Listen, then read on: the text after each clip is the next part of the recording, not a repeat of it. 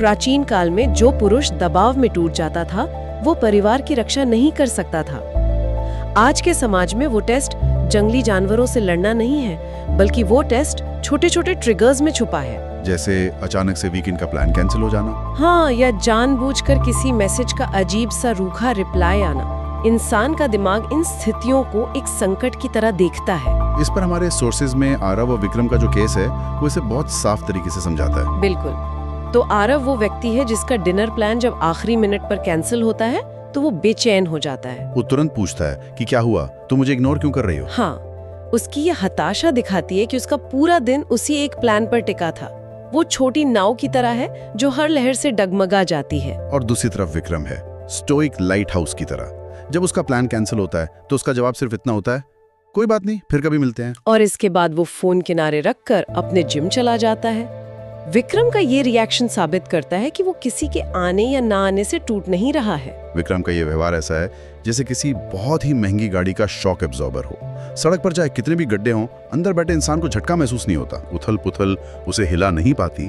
तो ये सामने वाले के मनोविज्ञान पर हथौड़े की तरह चोट करता है। बिल्कुल, ये एक ऐसा गहरा सम्मान पैदा करता है जिसे महंगे गिफ्ट या लंबी बातों से नहीं खरीदा जा सकता। लेकिन यार, यहाँ एक पेचीदा सवाल उठता है। अगर इंसान विक्रम की तरह शांत है, सब चुपचाप सह रहा है, तो क्या वो एक डोरमैट नहीं बन जाएगा जिस पर कोई भी पैर पोंछ कर चला जाए? डोरमैट बनना और स्टोइक होना, इनके बीच एक स्पष्ट सीमा रेखा है जिसे हम बाउंड्रीज कहते हैं। शांत होने का मतलब निष्क्रिय होकर अपमान सहना बिल्कुल नहीं है। हाँ, ये फर्क समझना बहुत जरूरी है। रिसर्च में आकाश नाम के एक व्यक्ति का उदाहरण है। वो हमेशा नाइस गाय बनने की कोशिश करता था। मतलब दूसरों को खुश करने के लिए सब कुछ मान लेना। हाँ, वो अपने खुद के सपनों का ट्रिप कैंसिल कर देता था और जब कोई मजाक उड़ाता तो जबरदस्ती हंसने लगता। समाज शायद उसे अच्छा कहे, लेकिन कोई ऐसे इंसान के प्रति आकर्षण महसूस नहीं कर सकता। मैकियावेली ने भी सत्ता के बारे में कहा था कि जो राजा अपना सम्मान नहीं करवा सकता, उसकी प्रजा कभी वफादार नहीं हो सकती। एग्जैक्टली। यानी अगर सामने वाला बार बार हदें पार कर रहा है तो वो शॉक एब्जॉर्बर को भी बताना पड़ेगा कि अब सड़क खत्म हो चुकी है। सटीक तौर पर, अगर कोई बार बार प्लान कैंसिल कर रहा है तो खामोशी नहीं, स्पष्टता चाहिए।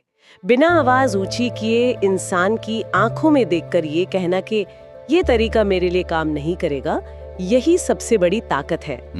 और इसी रिसर्च का एक बहुत गहरा हिस्सा नकाब या मास्क के पार देखने से भी जुड़ा है। हाँ, कई बार रूखापन, घमंड या ठंडी प्रतिक्रिया सिर्फ इसलिए होती है क्योंकि सामने वाला अंदर से डरा हुआ या असुरक्षित है। जैसे सुपरमार्केट में कैशियर बहुत चिड़चिड़ेपन से बात कर रहा हो, या कोई रिश्तेदार जानबूझकर करियर को लेकर ताने